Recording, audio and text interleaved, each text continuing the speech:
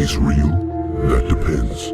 If real is what you can feel, smell, taste, and see, then real is simply electrical signals interpreted by your brain. Pikachu, I have in my hand 2 pills. You take the blue pill, and the story ends now. You take the red pill, you stay in Wonderland, and I show you how deep the Diglett hole goes. But be warned, dive too deep, and you may never return.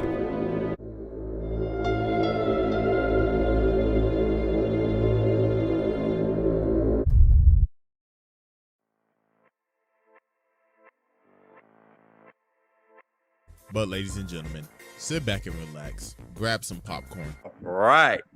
It is time. This is Infinite Investment Game. I'll talk about alternative investments. This is not particular investment advice, but if you listen to this, you'll be a better collector and you'll be smarter as far as what to put your money into when it comes to collectibles. And I'm just going on this journey of pop culture collectibles. I'm going to talk about the top 10 most valuable Silver Age comics that I think you should buy if you're smart.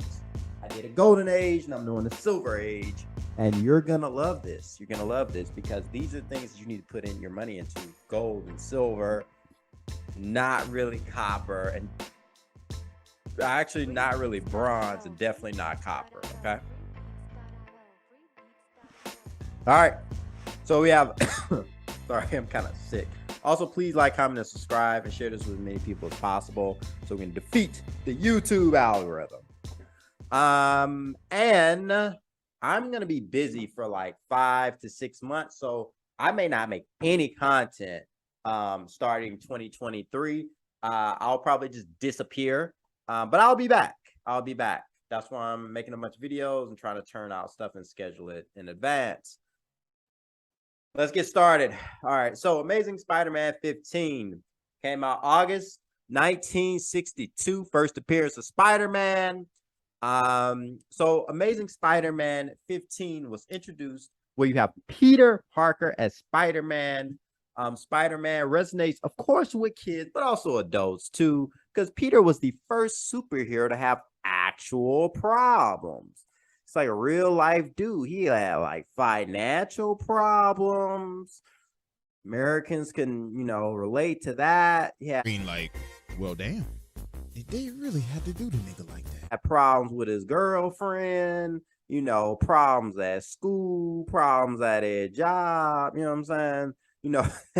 Like besides his spider sense and super strength, Peter Parker is like everybody else. He's like a person that gains these powers and have like a regular person who has like responsibility. I mean, technically it was like an NYU student, so he's not like a reg. He's an impressive dude, but like, you know what I'm saying? Peter, that's what people love. He could be relatable. That's basically the problem made him relatable. And Spider-Man has been, TV shows, movies, cartoons, similar to Batman. He's just not a billionaire. And then his appeal is by decade, increasing worldwide. Record sale was $3,600,000, $600,000. Yeah, this is Silver Age. And Silver Age, I believe it was around like 1954 to a certain time. I would say early 70s, I believe.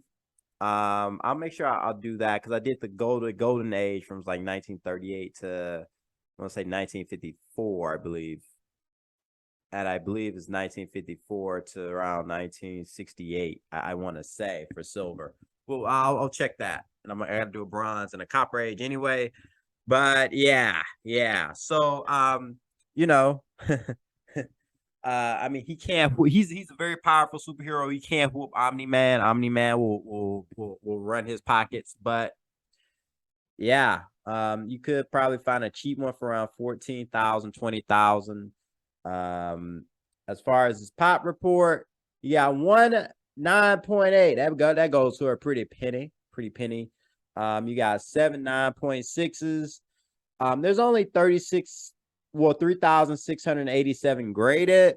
There may be a few more that grade 3 years, but not up here probably. It'd probably be stuff closer to down here. The one with the highest grade is a 3, so that's the most common. But if you're trying to go after an investment, Silver Age, first appearance of Spider-Man, Spider-Man never gets old. You know, the movies of Spider-Man have been really good recently, and honestly, I think he's an easier character. Interesting storylines, interesting villains, so it's easy to do Spider-Man. Next, I love this one. They just can't really make good movies for him. Incredible Hulk, May 62, first appearance of Incredible Hulk. Yeah, so Incredible Hulk is one of the Marvel signature heroes. People know him. The Incredible Hulk was reduced fairly soon after the Fantastic Four and would be part of Marvel's superhero renaissance. The issue introduced the gray skin Hulk, General Thunderbolt, Ross Betty, and Rick Jones. You know, all who would have central supporting cast members to the Hulk. This is also the only issue in which the Hulk's skin was gray. Stan Lee would declare they changed it green the very next issue simply because Marvel didn't have any green skin heroes. You know, you gotta support diversity. And while there's a lot of increased Hulk #1s for sale out there, there's only 7 issues over 9, near mint 9, making it very difficult to find high grades. You know, record sales for 375,000, you know what I'm saying? That's a really nice one. 2031 graded. You got about 4. You got some more in here, you know. You got 20 PSA 9, and then you got 10 CGC in sports cars too much. 9.2 and 4, you got 4.9. 9.4s, you got 4 of them. 4 of them. You do have 2, yeah, I told you 2000. The one that's graded the most, which is the most common that you'll see, is a 3. And this is probably for most of the Silver Age comic books, you see a 3 that's graded the most. Fantastic Four, #1, November 1961. First appearance of the Fantastic Four. The highest sale for one was $1,500,000. You also know the Stan Lee, the man Lee's death in 1980, 2018 really was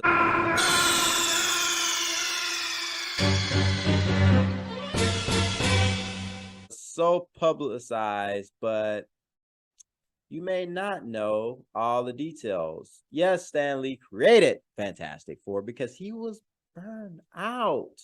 You know, he was burned out creating all these amazing characters, and he decided to make the team more adult oriented. But they can't make a Fantastic Four movie to save their life. What you may not know is Stan Lee's boss, Martin Goodman, ordered Stan to create a superhero team. Goodman had been golfing with, National Publishing / DC Comics counterpart, and was told about the recent success of the Justice League of America that had debuted and Brave and the Bold 28 and a few months earlier. Okay, so what? So basically, Goodman was known as a trend jumping publisher that would ride good ideas to green pastures by improving on them. So the order was issued to Lee to create a super team. Once given the directive, Stan decided to break the mold. No more talking about, audience like they were 8-year-olds. His character would have real problems, real relationships, and they would have morals and moral dilemmas. Once he put pen to paper and the world, started developing and began some ideas, and, he talked about it in 60 Minutes report in 2002. Yeah, he was hoping it would be a revolutionary thing. The comic books was, not the movies. Yeah, so There's only 719 graded, but there's quite a few CGC 9.8s. You got 19 of them, 31 9.6s, 66 9.4s, 55 9.2, 78 9.0s. The one that's graded the most is 8.5. So you probably see, well, I see 8.5s around. But these are all dried up. You know, people aren't got these in the market anywhere. Can't be finding this easily on eBay. You gotta go to Comic-Cons and talk to people and build relationships. Next, showcase for first appearance of Flash, Barry Allen.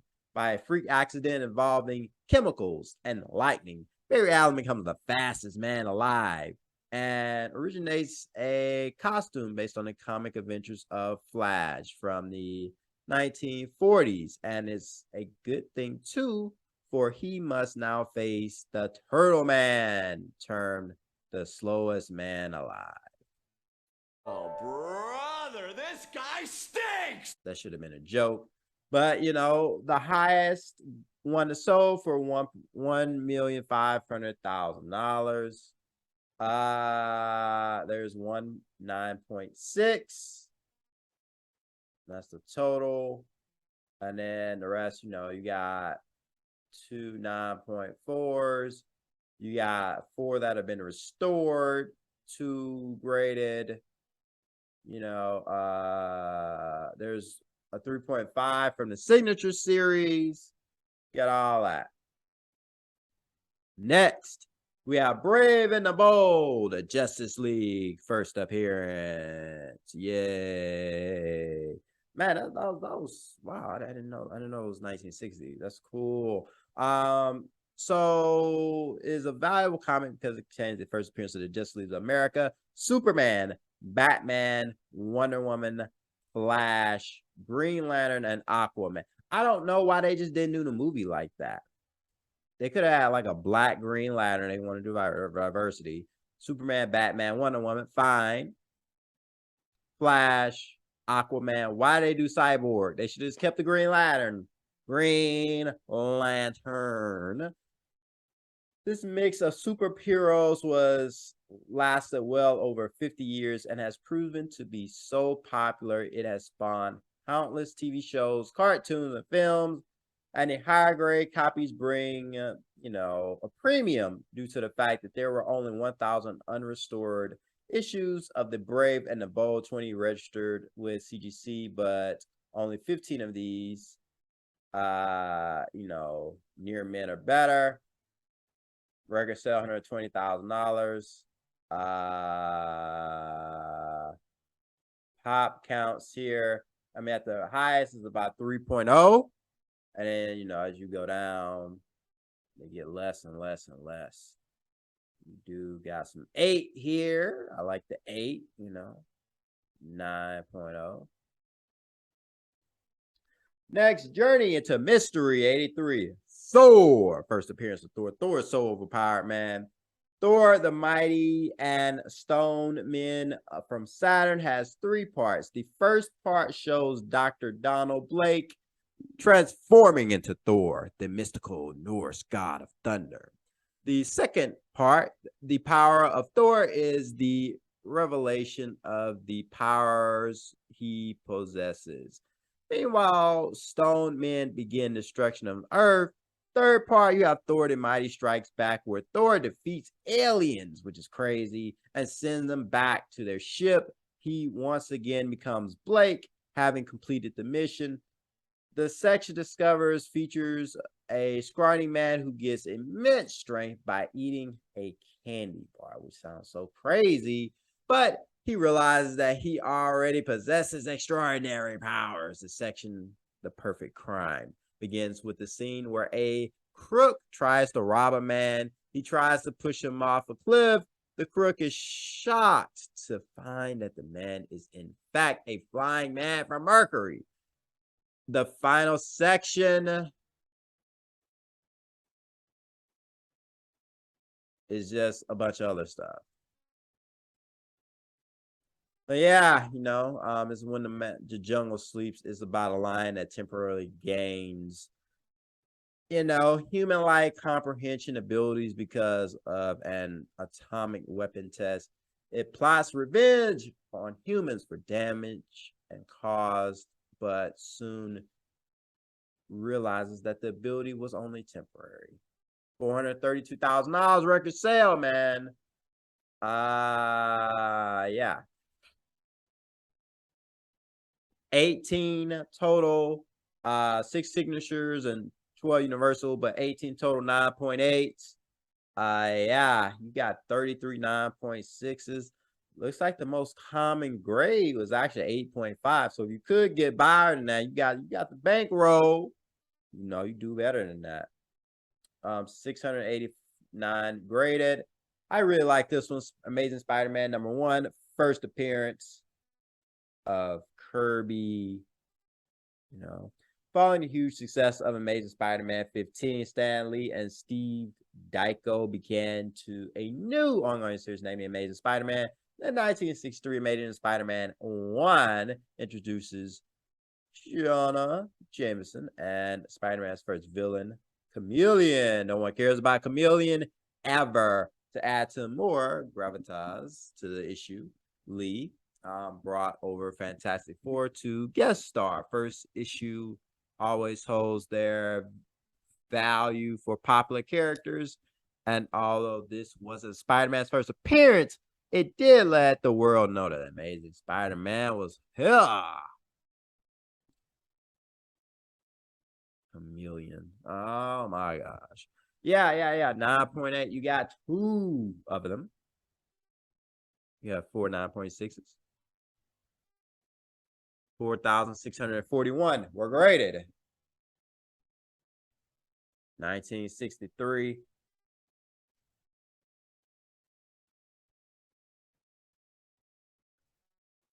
Yeah, the one that's graded the most or most common is a 3. But you do have a high 4 count too.